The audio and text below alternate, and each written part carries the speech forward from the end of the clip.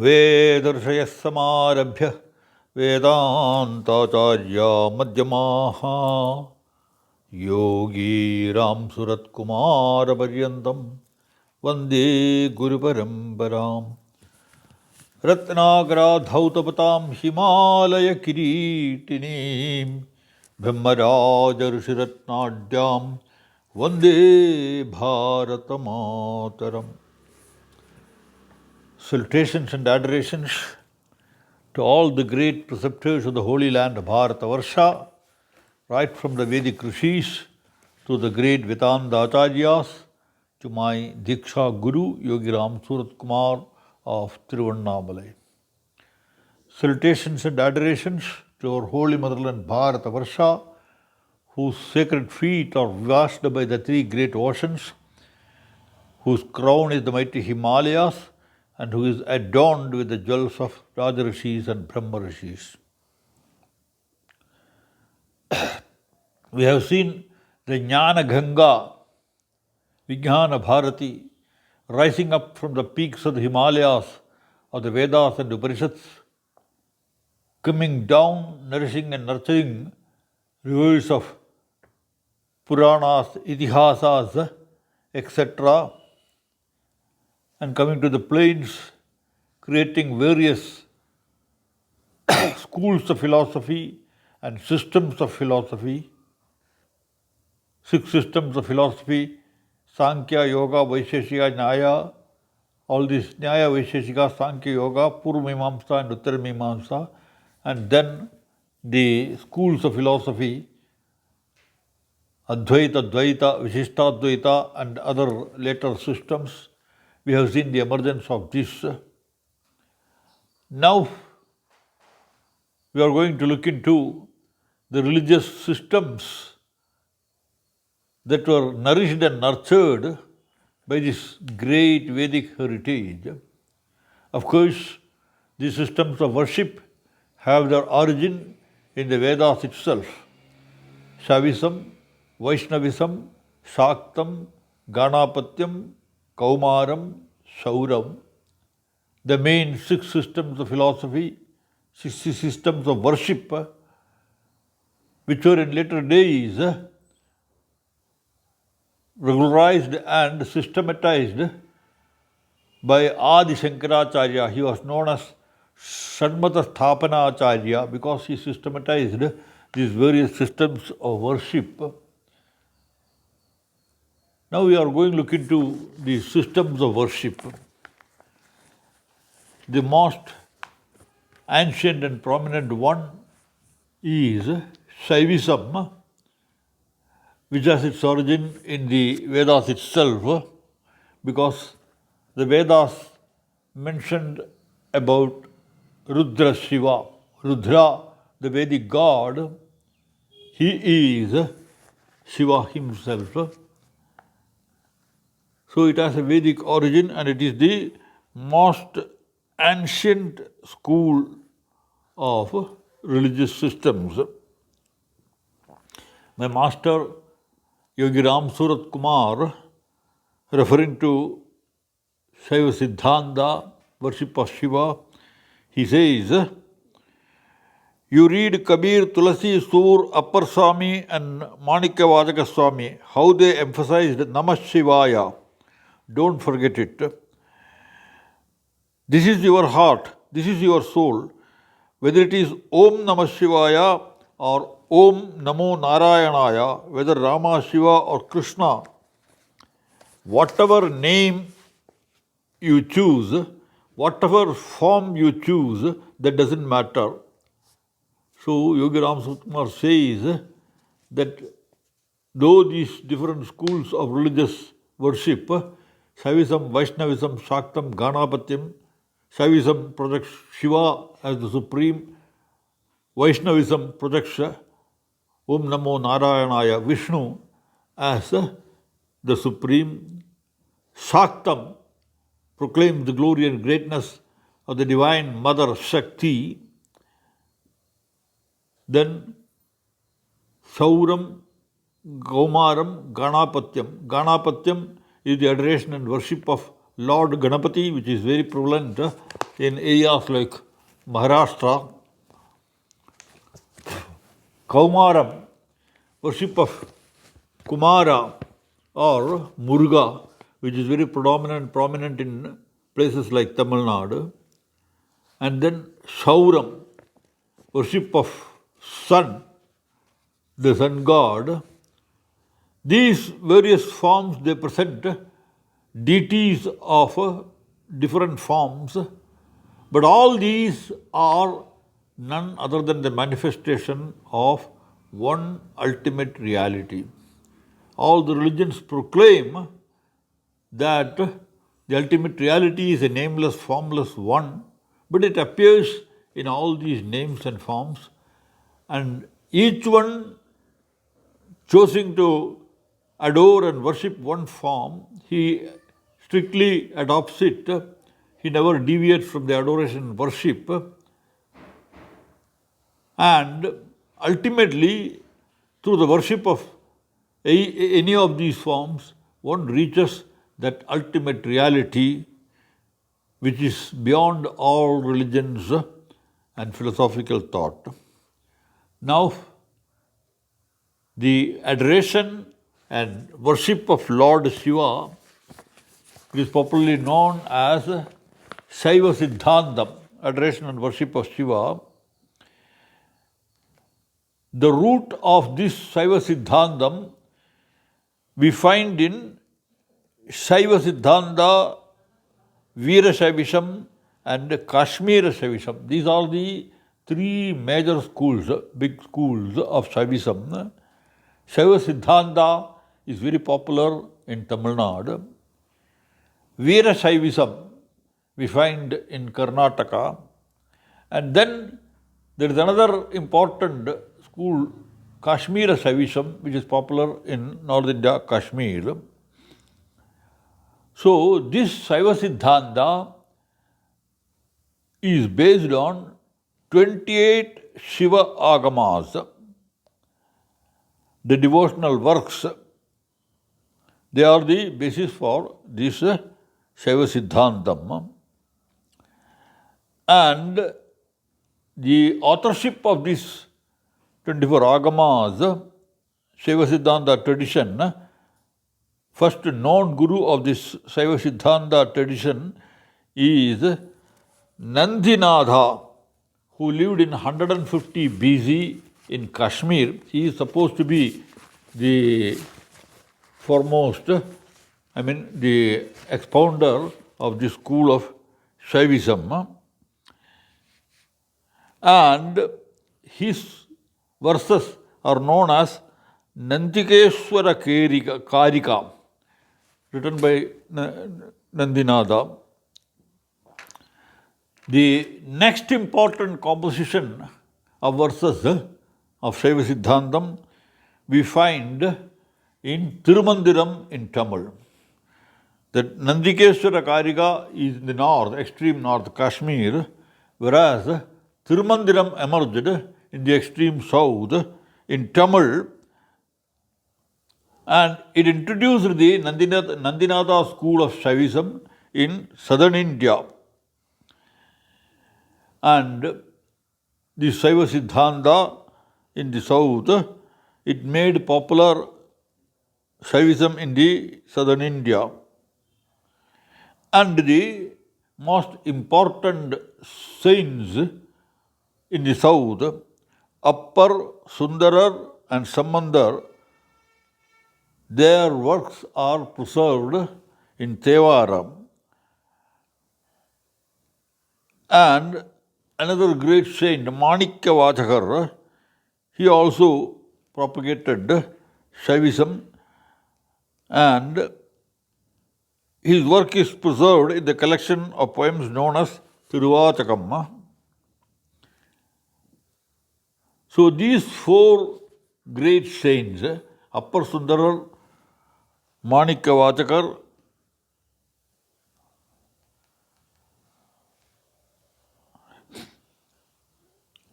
and Appar Sundarar, Sambandar and Manikya Vachakar, these four are popularly adored and worshipped in Tamil Nadu as the prominent saints of Shaivism. The 11th century Tirumurai is an authoritative source of Shaiva Siddhanta. And then comes another great work propounding the greatness of Shaiva Siddhanta, that is VignanaBharati of the Tamil saint Meykandar.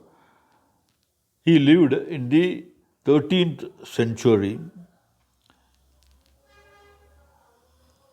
and his teachings are based on 12 sutras from Raurava Agama. The VignanaBharati laid emphasis on Shivam Jnanam Bhotam. Shivam, the ultimate reality. Jnanam is knowledge about that ultimate reality, and Bodham is realization of that ultimate reality.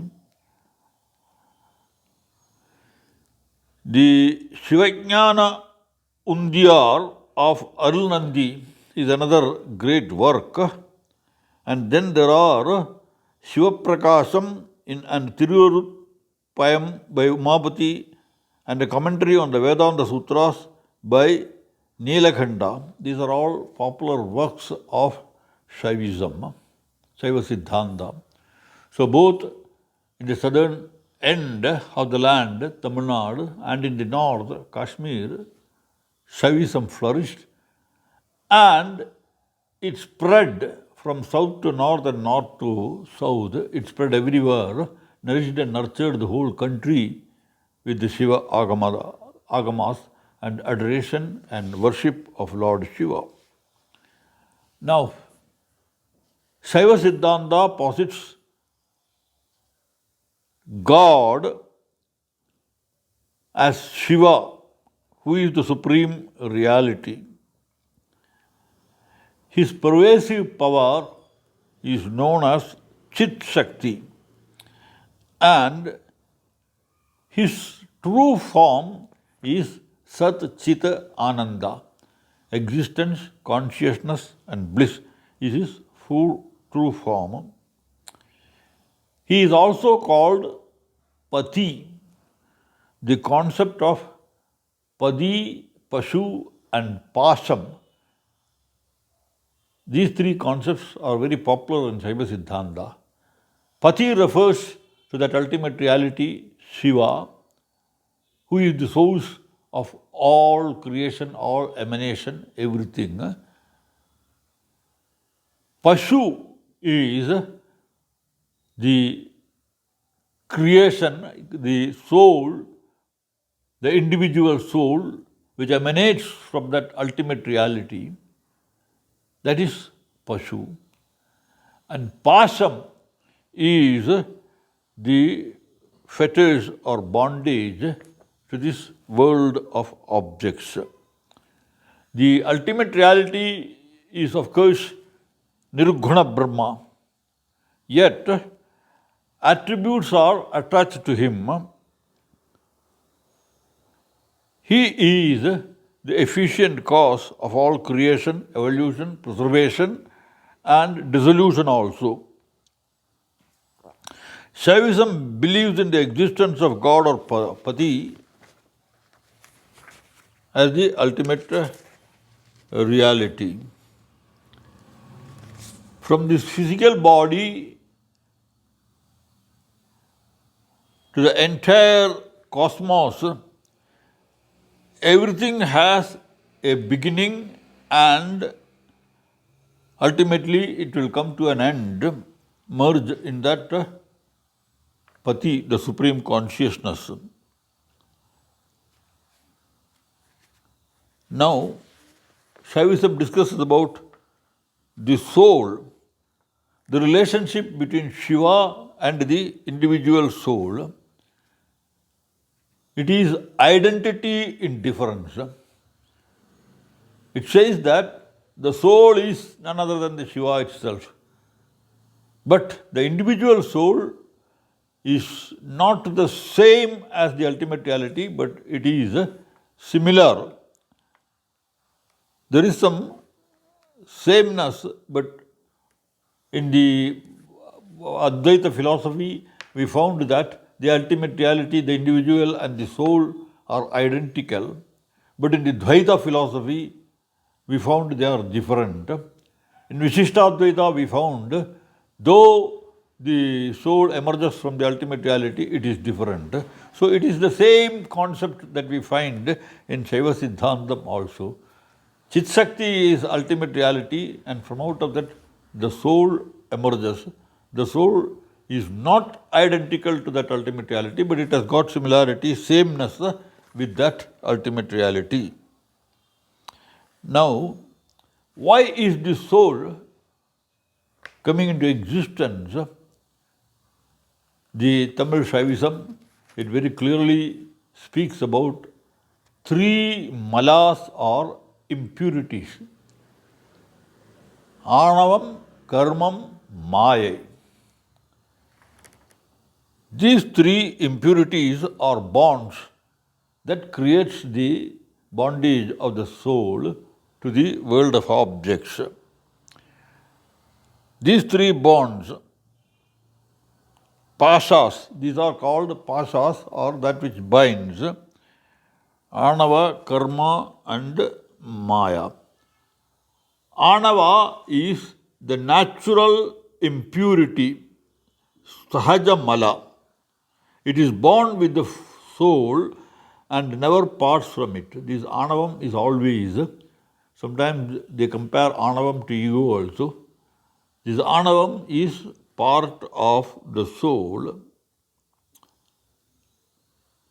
accepting at the time of kaivalya, this anava remains with the soul. When one attains kaivalya, the anava leaves him. And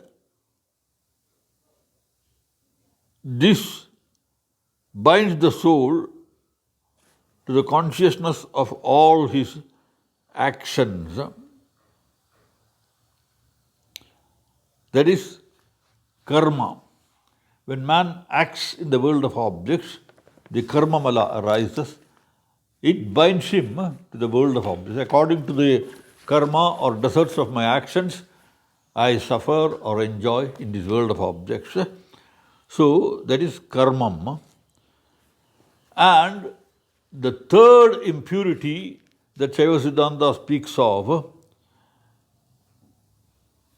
which binds an individual jiva to desires and ignorance, that is known as Maya. Maya is an instrument of Shiva. It is the material cause of the universe. In its unmanifest form, it is imperceptible, partless and indestructible and eternal. Maya we found in Advaita philosophy. It is the power of the ultimate reality, but it vanishes once the realization comes. Here in Shaiva Siddhantam, the Maya is always existing. It is the power of that ultimate reality which is the material cause for the whole world. The pure Maya gives rise to pure tattvas, which are 5 in number, namely Shiva Tattva, Shakti Tattva, Sadashiva Tattva, Ishvara Tattva and Suddha Vidya Tattva.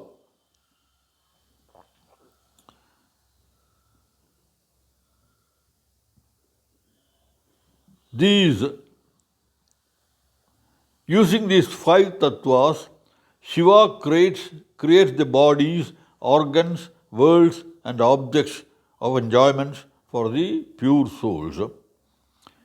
The Shuddha Maya is the cause of Prakriti Maya. Shuddha Maya, which emanates from the Supreme Consciousness, it is the cause, Prakriti Maya, the creation, which forms the earth and all 5 qualities of touch, taste, sound, color and order, the Panchabhutas, air, water, ether, fire and earth, they give these. All these, they arise out of the Prakriti Maya. And then the five sensory organs and internal organs, Mano, Buddhi, Ahankara, Chitta, they are also product of this Prakriti Maya.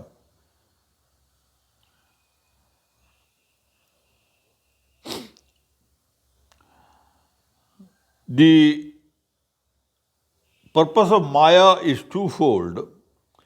First, to subject the jivas to the conditions of material existence, Pasajnana, sensory knowledge, and Pasujnana, knowledge of the material world.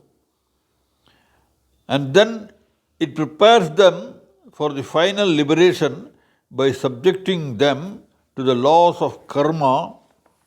The soul, individual soul, they are subject to the laws of karma and discriminate between right actions and wrong actions. These are all because of this Maya.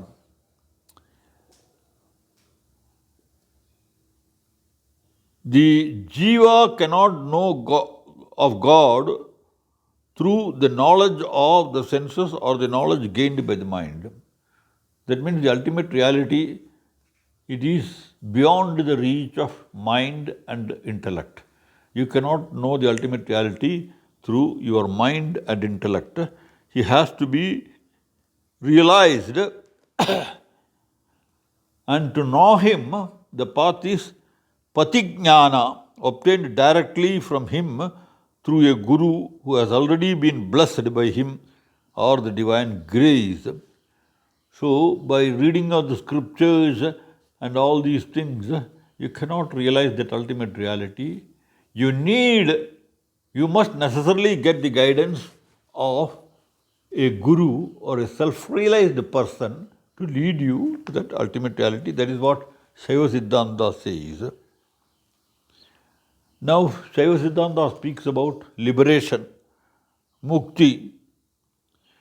Liberation is attained through the means of charya, kriya, yoga and jnana. There are three means for attaining liberation. Charya means our achara, our actions, by performance of our right actions.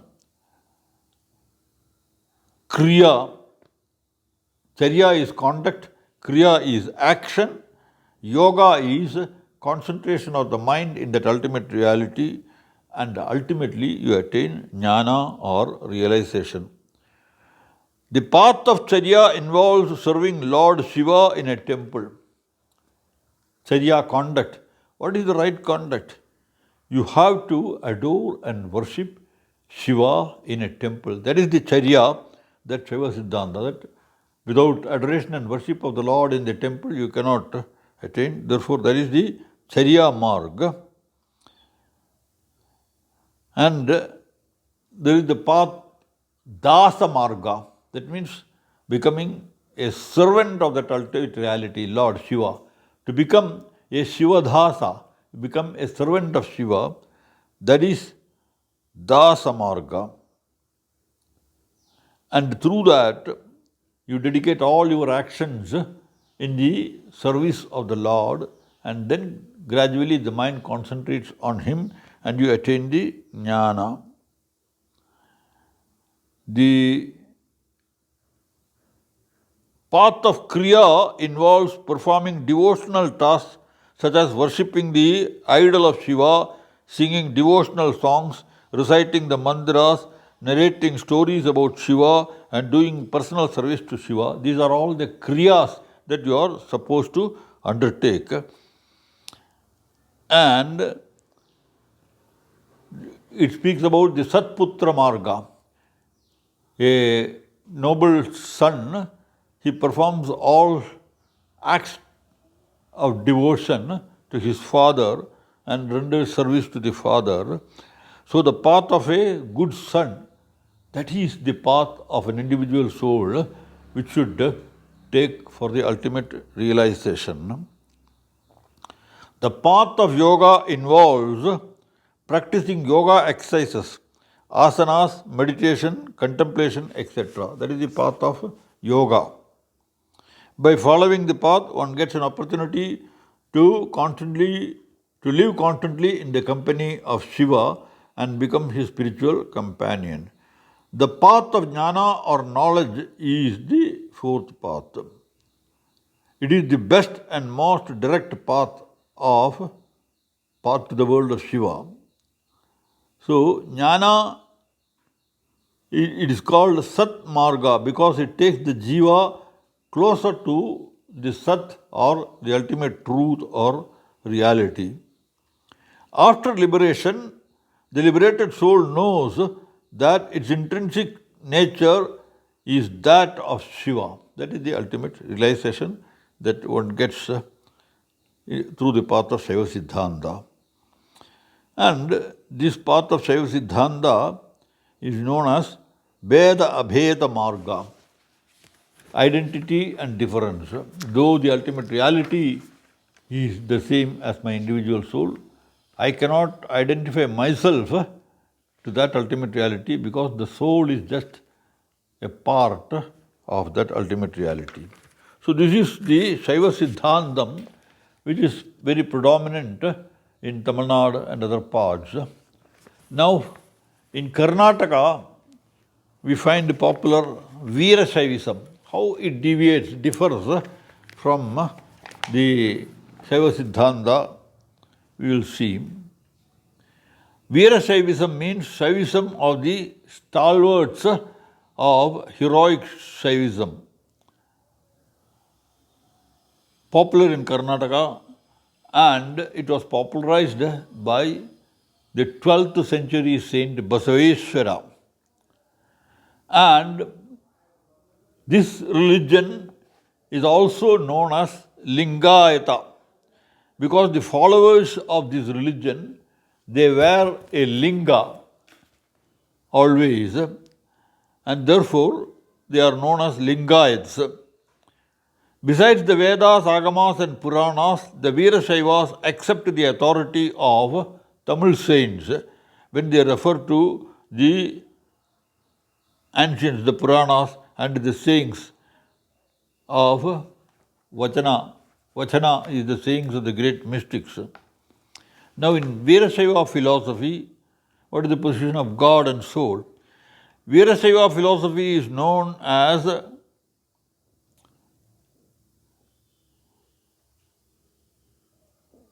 Shakti Vishishtadvaita, which means that non-duality of God qualified by his power, Shakti. God and soul are in an inseparable union through the inalienable power called Shakti. The individual soul is a part of which God is the whole. It is the body of which God is the soul. God, who is Parasiva, is the ultimate cause of the world. He does not suffer any change or diminution in the process of creation. By creating the world, soul, etc., the God doesn't suffer any diminution. He creates this by Mula Prakriti or Maya, by which the whole universe evolves. Maya here means that which naturally pertains to and resides in the Supreme Brahman. While the soul is not different from Shiva, it is not identical with him. The relation between the two is one of Bheda, difference come non-difference. The ultimate goal of soul is to realize union with God, in which the soul enjoys unexcellable bliss. It is called Linganga Samarasya, identity in existence between Linga and Anga. Linga is the supreme soul and Anga is the individual soul. So realizing that identity, that is the goal, that is the ultimate goal of the soul. Parasiva, the supreme reality, is identically called Sthala, which means place, position or abode. He is abode of all beings. Therefore, the Parashiva is known as Sthala. In him, the universe exists.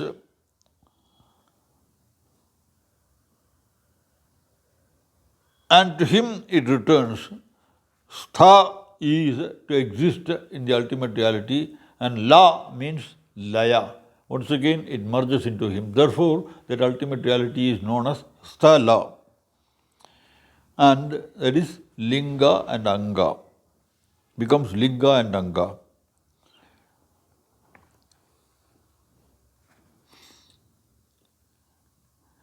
Lingasthala manifests itself in 6 forms which are collectively called Shatsthala. It speaks about Shatsthalas. The graded manifestation in each case proceeds from the subtle to the gross. The fact that for each Linga manifestation there is a corresponding Anga manifestation shows that at each level there is non-separateness between the two. Now we will have a look into this Sthala Siddhanta. The essence of Sthala Siddhanta is the acceptance of the Shat Sthalas, the 6 Sthalas, the stages. What are those stages? Shaivism speaks about the first Bhakta Sthala, devotion. Mahesha Sthala, selfless service. Prasadi Sthala, earnestly seeking Shiva's grace. Panalingi Sthala, experience of all as Shiva. And Sharanasthala, egoless refuge in Shiva, which culminates in Aikyasthala, oneness with that ultimate reality. These are the 6 sthalas the devotee passes through. First, the Bhakta sthala, the devotion, he passes through that.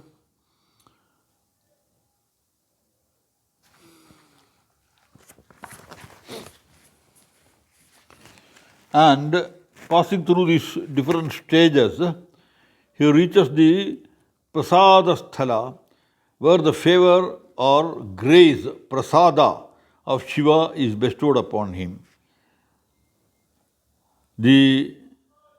Through meditation, the devotee ascends to Pranalingi Sthala, where he realizes the Atman, the internal illuminating light of consciousness. The next stage, Sharanasthala, there is complete self-surrender to Shiva. The soul is in communion with the deity, but still the duality continues. And only in the final stage, the duality vanishes. It is called that as Aikyasthala, that is unification with that ultimate reality. Speaking about the pathway to realization, release, Veerashaiva writings, they refer to 3 terms frequently. One, the Guru, the spiritual preceptor. Second one, Jangama, a realized or perfected soul. And the third is Linga, that is Shiva. The aspirant for release has to surrender his all to these 3. A Veerashaivas, he must totally surrender to the Guru, to the self-realized Mahatma, and also to that ultimate object of adoration, Shiva. And most important thing is Diksha, that is initiation. It is very important in Veerashaivism. The pathway, the door through which one has to reach the ultimate reality. It is called Linga Dharana also. While initiating, the Guru gives him a linga which the devotee wears, because Shiva resides in the form of the linga and it energizes the form of consciousness, the Chaitanya.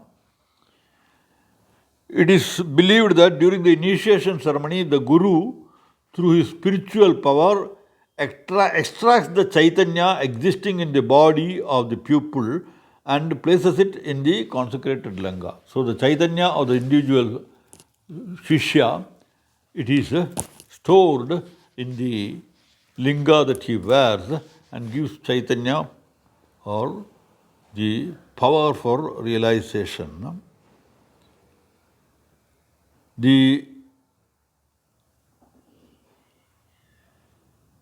Shaivism strongly condemns worship of Shiva in any form other than the Ishtalinga.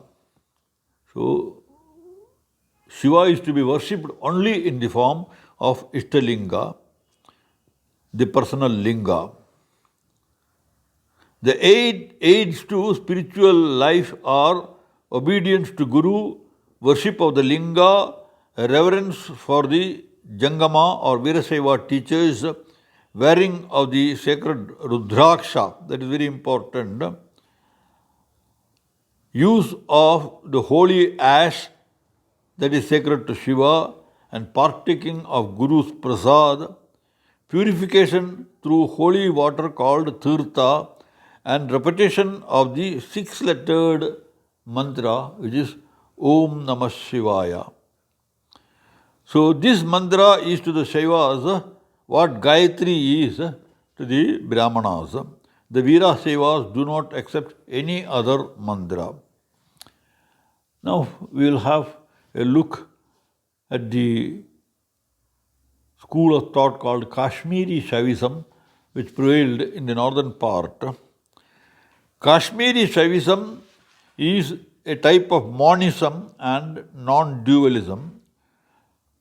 It is also known by other names as Trika, Spanda and Pratyabhijna. These are the different names for Kashmiri Shaivism. It is called Trika because it believes in the principle of three in one. The Pati, Pashu, Pasha. These three, they are in one, and therefore it is known as Trika.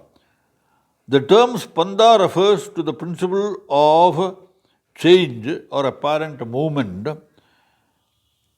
from the state of absolute unity to plurality. The creation is because of the Spanda, and Pratyabhijna means recognition, which is the way by which the soul realizes its identity with Shiva. Now, regarding the origin of Kashmiri Shaivism, its origin is referred to the Shiva Sutra, which is attributed to Shiva himself. The sutra is said to have been revealed to Vasugupta, 8th or 9th century AD. It is said that Lord Shiva revealed the sutras to the great Guru Vasugupta. According to the myth, Vasugupta had a dream in which Shiva told him to go to the Mahadeva mountain in Kashmir. On the mountain, he is said to have found verses inscribed on the rock, the Shiva Sutras. That's how he got the Shiva Sutras. This text is one of the key sources of Kashmiri Shaivism. It is a collection of aphorisms. These sutras are classified as a type of Hindu scripture known as Agamas, are also known as the Shiva Upanishad Sangraha. According to the Shiva Sutras, the ultimate reality is universal consciousness or Chiti.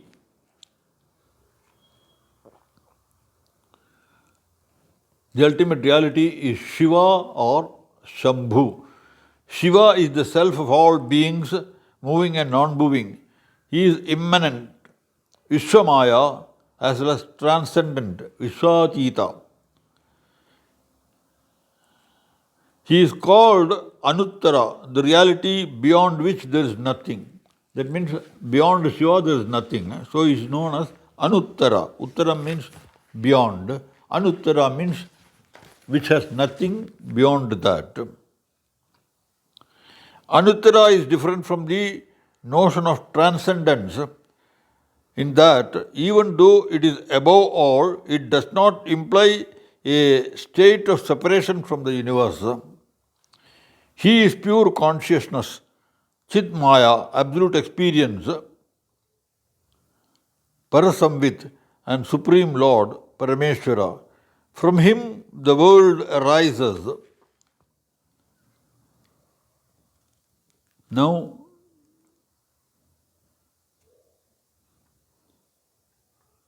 the universe thus is Shiva's self-manifestation through his Shakti, which is fivefold. So how the universe arises? Because of the five Shaktis. What are the five Shaktis? Chit Shakti, the power of intelligence or self-luminosity. Ananda Shakti, the power of independence, which is bliss. Ichcha Shakti, the power of will or desire. Jnana Shakti, the power of knowledge. And Kriya Shakti, the power of action.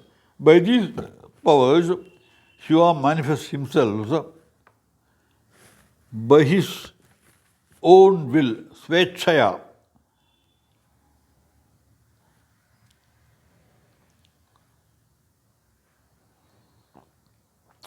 Consciousness contracts itself to become the soul and the universe.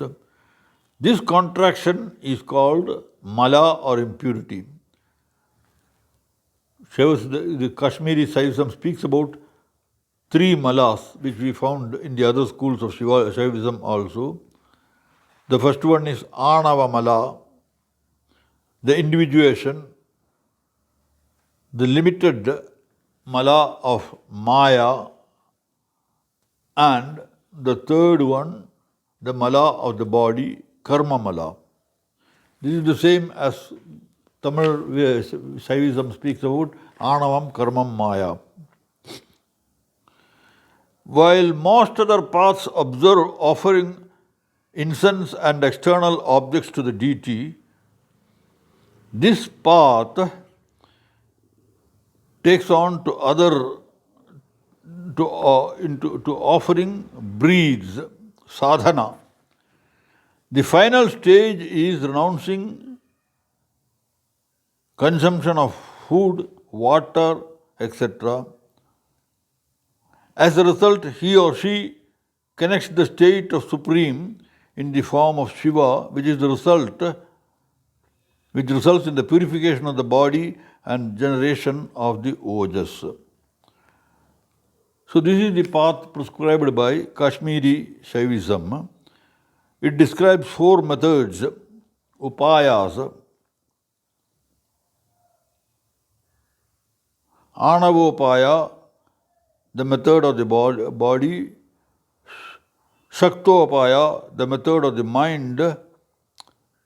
Shambhopaya, the method of consciousness.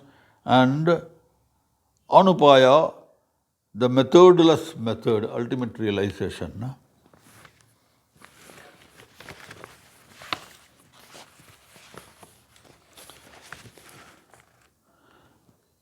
This Panda system about which we had referred, introduced by Vishnu Gupta, is usually described as vibration or movement of consciousness.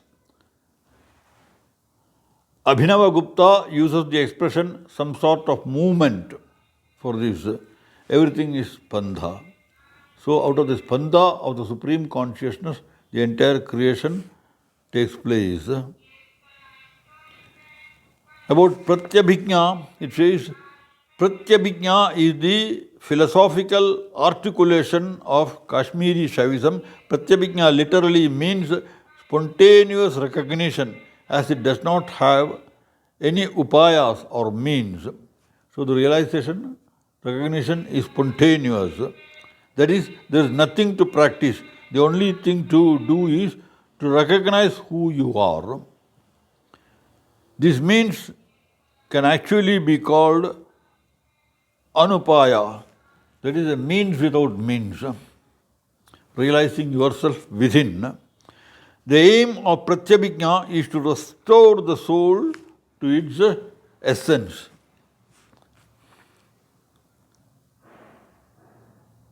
So, but though the soul, through its own effort, has to realize that ultimate reality, the role of a preceptor is very, very important. A spiritual teacher is very important to recognize the Maheshwara. The concept of free will plays a very central role in Kashmiri Shaivism, known technically as Swatandriya, the concept of free will. In Swatandriya, all conscious subjects are co-participant in the various degrees of the divine sovereignty. Kashmiri Shaivism, as a monistic, idealistic philosophical system, views all subjects to be identical, all are one, and that one is Shiva. So all are ultimately Shiva, all souls are Shiva. One function of Swatandriya is granting divine grace, Shaktipad. In this philosophical system, spiritual liberation is accessible by mere effort, but can be guided by the will or grace of God, that is, the grace of the liberated or the master's guru.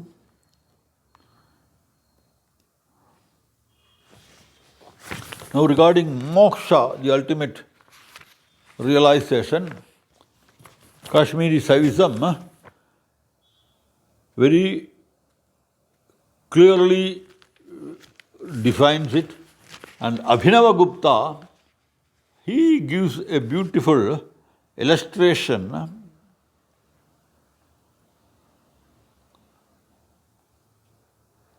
He says, when thus the recognition of quality has vanished,